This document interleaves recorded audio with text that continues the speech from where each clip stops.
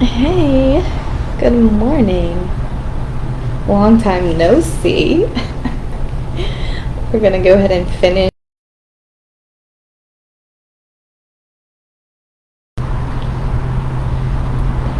We're gonna go ahead and finish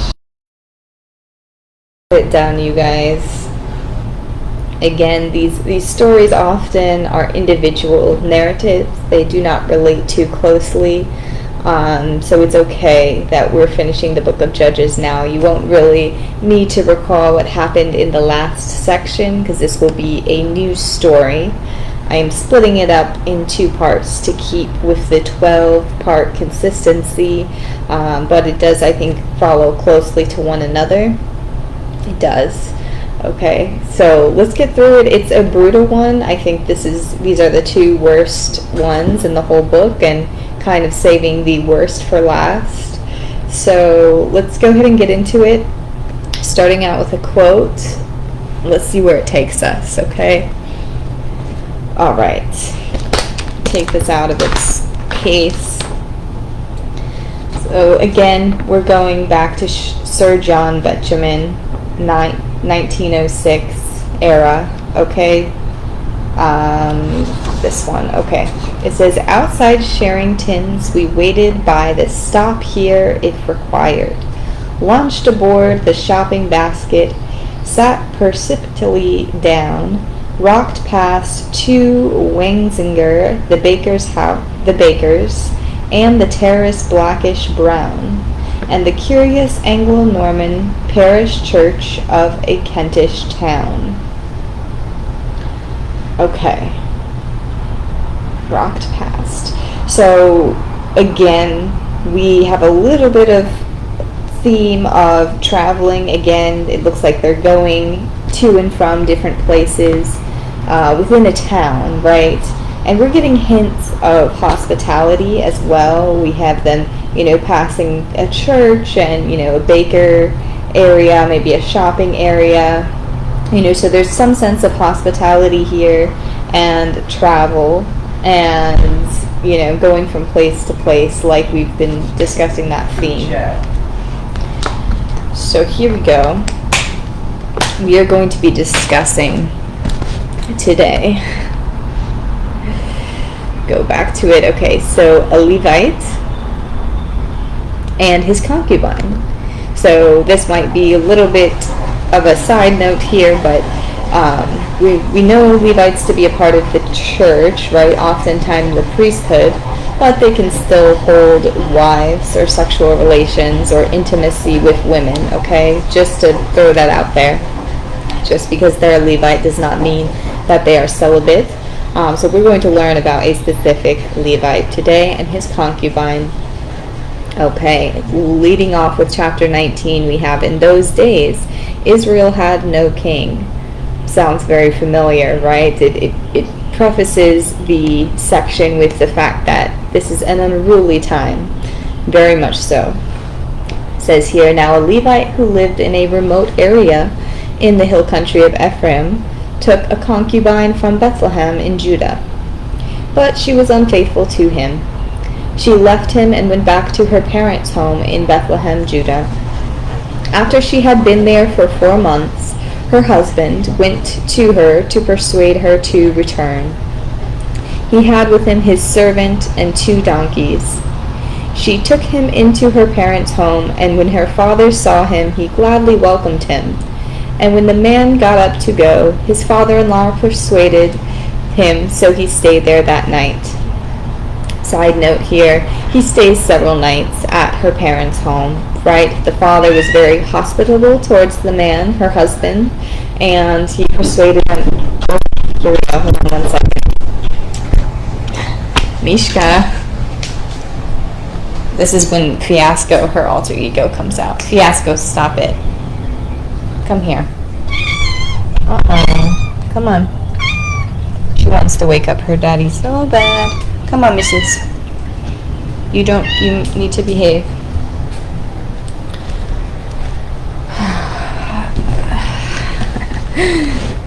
Okay. Anyways, father-in-law says, stay another night, stay another night. And finally, after about 4 nights, he says he's unwilling to stay another night. The man left and went towards Jebus, that is Jerusalem, with his 2 saddled donkeys and his concubine. So he ends up taking his wife back, his concubine. And then again, the difference between a wife and a concubine, people were saying, oh, it's kind of like a lower status than first wife or something like that. Let's go ahead and see here. But it's clear that the concubine and the wife are synonymous, right? He's calling him her husband, or she's calling him her husband, but she's also the concubine. So I think it's just, it is like a little bit of a status thing. Maybe second wife or something like that. Okay. All right. So let's go ahead and continue. They're traveling, right? Oh, he let her in the room. That's nice of him. Okay, so they're traveling. It says here, that evening, an old man from the hill country of Ephraim, who was living in Gibeah, the inhabitants of the place were Benjamites, came in from his work in the fields. When he looked, he saw the traveler in the city square.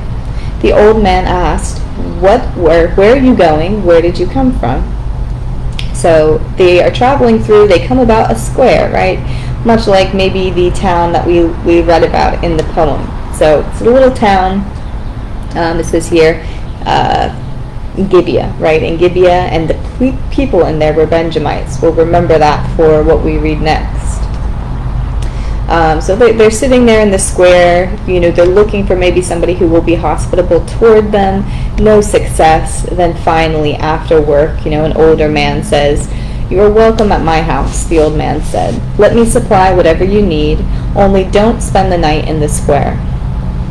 So pause for a second, because this is sounding very, very familiar, and it's going to sound even more familiar if you read through this section here. I left some parts out just for the sake of our hearts here, but this line here, "don't spend the night in the square," sounds very, very similar to what we read back when we read about Sodom and Gomorrah, right?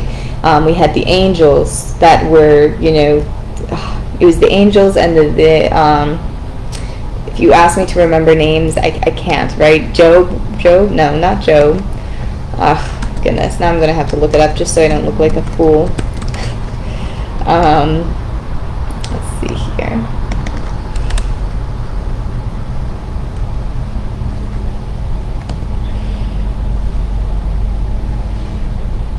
I know it was the 2 angels and Lot. Okay, and Lot's family, right? So the 2 angels and Lot's family. Anyways, sounds very, very familiar to this, right? The person who was the host, right? I believe that was Lot. Lot was the host. He told the angels, "Do not spend the night in the square." Meanwhile, Lot was the hospital one. He took in the angels.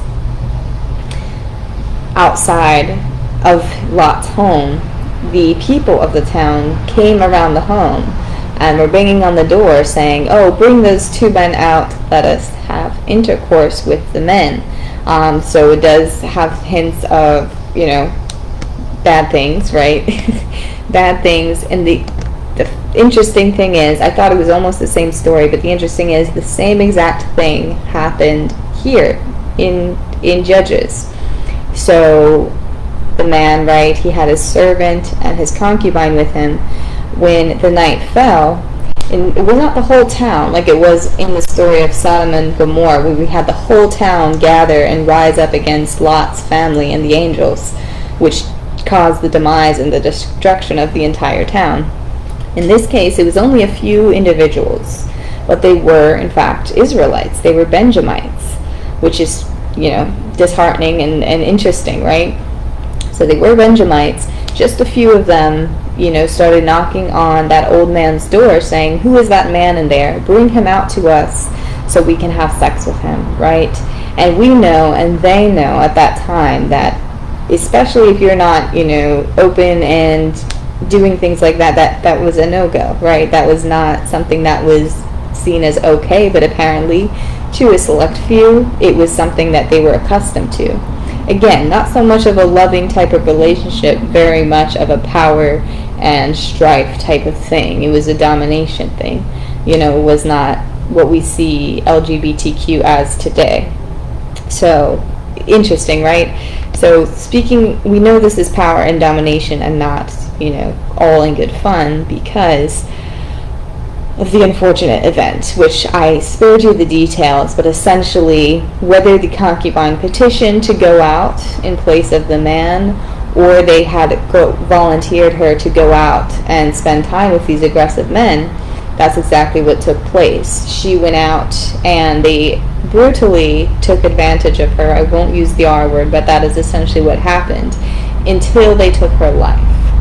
So again, reading it just seems a little bit cut and dry, but I'm telling you that is what happened. You can go back and read it for yourself. And it says here, when her master got up in the morning and opened the door of the house and stepped out to continue on his way, there lay his concubine, fallen in the doorway of the house with her hands on the threshold. So he saw her initially, right, just completely laid out, and told her to get up. When she did not respond, it dawned upon him that she was in fact deceased. She was dead. So at that point, he became very distraught and angry, very angry in the way, very angry in the moment, right? And yes, some kind of fuel and fire was lit inside this person, because mind you, he traveled to go retrieve his woman, right? He traveled, he stayed at her parents' house 4 days, right? 4 days, 5 days with her family. Spent a lot of time. Obviously, there was love and connection there. So when he found her dead, why they would send her out is beyond me, right? But there must have been some kind of threat, going on. There was a threat, right? I think the people said, "Oh, we're going to kill your family," or something like that. They said something to maybe the old man. I can't recall. But anyways, yes, the concubine was sacrificed, essentially.